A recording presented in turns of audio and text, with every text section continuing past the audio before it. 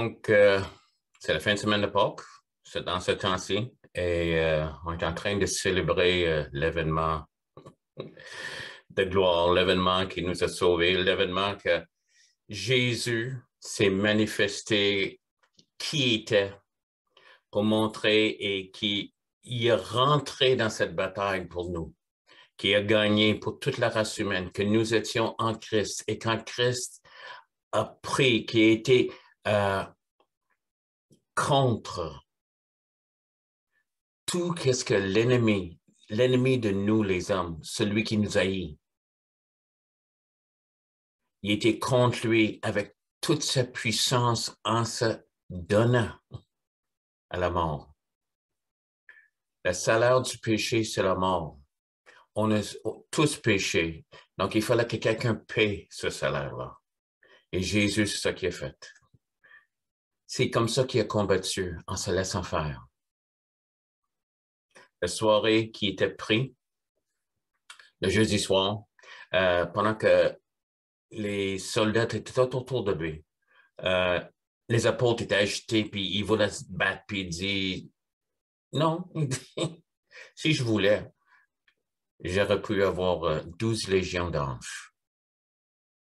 Et c'était presque la moitié de l'armée humaine, romaine.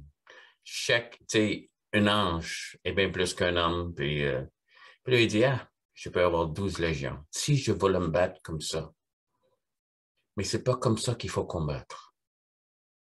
Le salaire du péché, c'est la mort. L'homme a péché. Et moi, représentant tous les hommes, ayant avoir toute la race humaine en moi, comme leur représentant, je vais mourir. Puis il a payé le prix. Doutes-tu que Dieu t'aime? Doutes-tu que Jésus t'aime?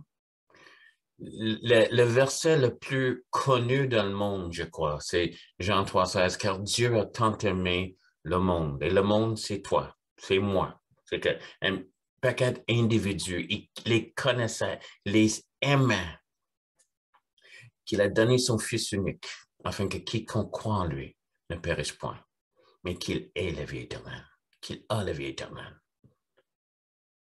Et c'est la raison que Jésus est mort.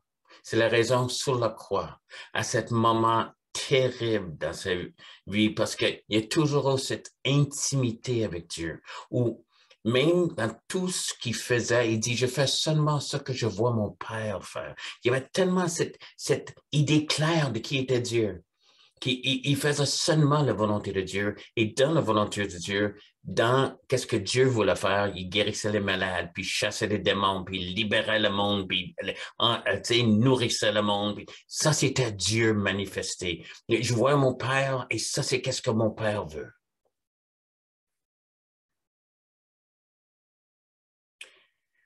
J'aime, il y a plusieurs versets qui parlent de Christ, qui parlent de Jésus. Mais j'aime qu'est-ce que ça dit en titre.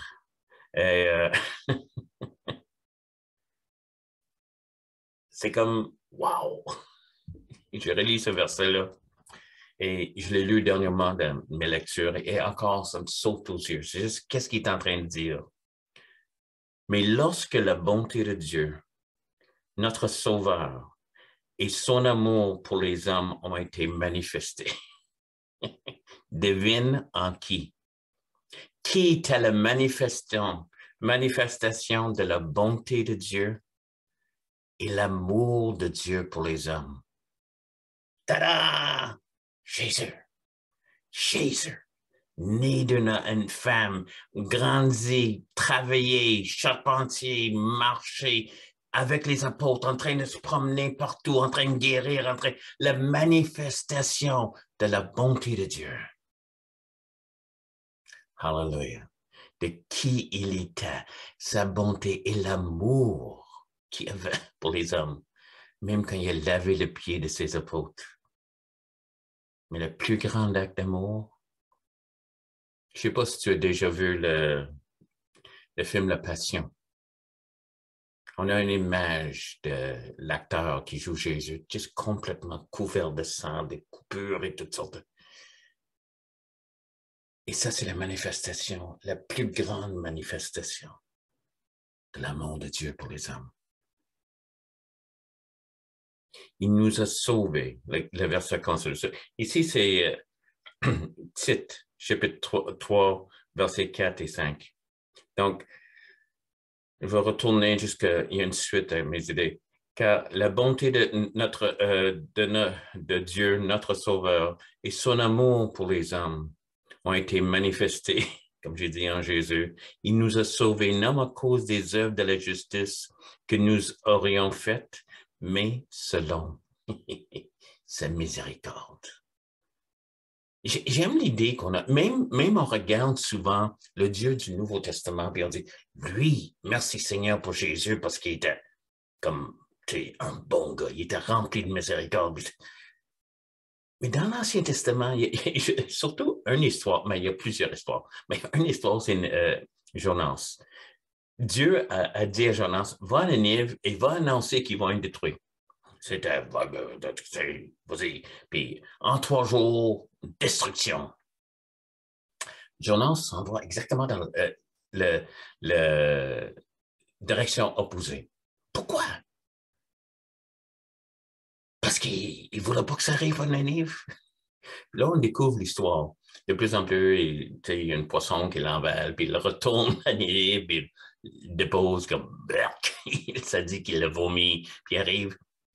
Il commence à annoncer, puis il dit pas un mot, il dit en 3 jours, vous allez être détruits, peut-être ça. Et Ninive s'est repenti. Ils ont dit, Seigneur, pardonne-nous. Ils ont crié au Seigneur, ils ont fait des actes. Et c'est là qu'on voit le cœur de Jonas. Je ne vais pas rire, parce que c'est affreux pour un homme de Dieu, mais en tout cas. Il dit, je le savais, parce que tu es lent à colère, tu es rempli de miséricorde. Ça, c'est le Dieu de l'Ancien Testament. Cet homme qui haïssait les Nénéviens savait que son Dieu n'était pas comme lui. Que son Dieu voulait pas, il était lent et prêt à pardonner. Et ça, c'est dans l'Ancien Testament. Tu le vois dans les psaumes, tu le vois partout. Et il déclare toujours à quel point que Dieu est lent à la colère, prêt à pardonner. Mais il n'y a aucune image de plus claire excepté en Jésus. À quel point, quand Jésus est sur la croix, puis Dieu se sépare de lui. Je ne sais pas si j'ai fini mes pensées tantôt, mais en tout cas. Élie, lava sabachthani. Pourquoi m'as-tu abandonné? Il a pris tous les péchés du monde. Quel fardeau. Et pour la première fois de sa vie, il était séparé de Dieu. Pour toi et pour moi. La manifestation de l'amour de Dieu. Pour les hommes. Il était séparé de Dieu. Puis il est mort. Il a payé le péché, le prix du péché, pas juste une mort physique, mais une mort spirituelle. Ça veut dire qu'il est descendu et plus tard, il est revenu. Il a payé pour toi. Il y a un chant qui dit, voyez quel amour que Dieu. Voyez quel amour le Seigneur nous a. En tout cas, ça c'est. Ça fait longtemps que je n'ai pas chanté. Mais voyez quel amour qu'il a pour toi. Car Dieu t'a aimé, toi et moi, qu'il a donné son Fils unique. Et cette Fils unique était la manifestation de sa bonté, sa grâce, son amour envers toi et moi. Et ça, c'est la Pâque. C'est ça que ça veut dire. C'est ça que ça veut dire la croix. Ça veut dire aussi demain, quand on célèbre que le pierre était roulé et Jésus a sorti victorieux pour toi. Ça veut dire que Dieu a manifesté son amour. Et chaque douleur, chaque coup du fouet, chaque chose, quand les clous ont rentré dans ses mains, c'était pour toi et moi une manifestation d'amour. Parce qu'il t'aime. Tu valais la peine. Je valais la peine. Et la raison qu'il le fait, c'est que toi, tu peux avoir la vie et la vie en abondance. Que toi, tu peux être libéré de ce qui est en train de t'accabler. Que toi, tu peux être pardonné de tout le mal que tu n'as jamais fait dans ta vie parce qu'on a tout péché. Tout le monde a fait ça. Et des fois que tu es juste pris là-dedans, tu ne sais pas comment t'en sortir. Mais celui qui est mort a payé. Le moment qui est dit, il s'est séparé de Dieu. Il a payé pour tes péchés, pour les miens, pour le monde entier, depuis le début jusqu'à la fin. Afin que quiconque, il a tellement aimé le monde qu'il a donné son Fils unique, afin que quiconque croit, et si tu crois en lui, ne périra point, mais qui aura la vie éternelle. Si tu veux la vie éternelle, tu veux la recevoir maintenant, juste prie vraiment. Reçois l'amour de Dieu. Laisse-y manifester en toi. Laisse cette grande tu sais, c'est juste la bonté de Dieu, notre Sauveur, et son amour manifesté. Reçois-le. Juste prie. Seigneur Jésus, je reçois cet acte d'amour que tu as fait pour moi, que tu as payé pour mes péchés, et je demande pardon, et je reçois le pardon que tu as acheté sur la croix de Calvaire. Je suis pardonné à cause que tu as pris ma place et ton sang a coulé. Tu as payé le prix du péché. Tu es mort. Deviens le Seigneur de ma vie. Saint-Esprit, je demande que tu scelles les frères, les sœurs qui sont en train de le faire maintenant. Et que tu les gardes, que tu les gardes, que tu les gardes, Seigneur. Pour ce jour, qu'on va te rencontrer. Alléluia. Que chacun trouve la vie abondante que tu as pris pour eux. Alléluia. Et encore, mes frères et sœurs qui sont en train d'écouter. Et des fois, soit tu es découragé. Mais Dieu a prouvé son amour envers nous en ce que lorsque nous étions encore des pécheurs, Christ est mort pour nous. La plus forte raison donc. Maintenant que tu y appartiens, plus forte raison. Hein? Le verset va dans une direction, mais il va dire la plus forte raison pour tout. À quelle plus forte raison qui veut que tu goûtes la vie éternelle, que tu goûtes la vie abondante, que tu goûtes Dieu qu'il est bon, que tu te laisses pas juste, c'est pas juste une croyance de côté, mais il veut que tu goûtes la profondeur, sa présence, sa réalité, sa faveur.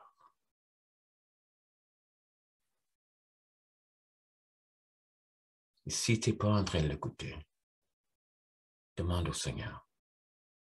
Demande aussi, il y en a plus. Et rappelle-toi, tu es la lumière du monde. Tu es le sel de la terre. Il y en a tellement qui ont besoin. Et oui, c'est toi qui es choisi. Ouais. Juste toi, un ministre pour lui. Sois certain, parce que pendant que tu étais pécheur, que j'étais perdu, Dieu est venu nous chercher. Et c'était pas une erreur. C'était pas juste une coïncidence. Tu étais choisi. Parce qu'il y a une but pour toi. Une vie abondante, fructueuse. Que ce soit fait dans leur vie, Jésus. Saint-Esprit, que tu convainques chacun.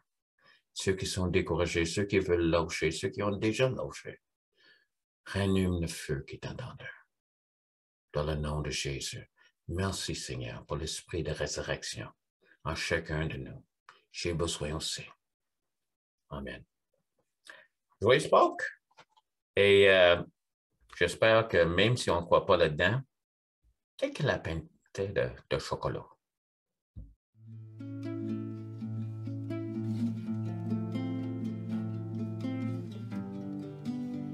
Quand on cherche sincèrement, il y a des réponses qui s'offrent à nous. Comment peut-on concevoir, accepter que toutes les autres... OK. Est-ce que quelqu'un d'autre a une réponse? Écoute, non plus, je ne suis pas 100% avec ça. C'est la réponse. Qu'est-ce que vous pensez? J'avais pas de réponse. As-tu d'autres idées? J'ai une réponse. On t'invite à rejoindre. Et si tu as des questions, tu peux les poser. Mais Dieu t'aime. Rappelle-toi, ça, c'est la conclusion qu'on a. Et il veut rencontrer tes besoins. Puis la parole nous dit que Dieu ne rejette pas un cœur brisé puis un esprit contrit.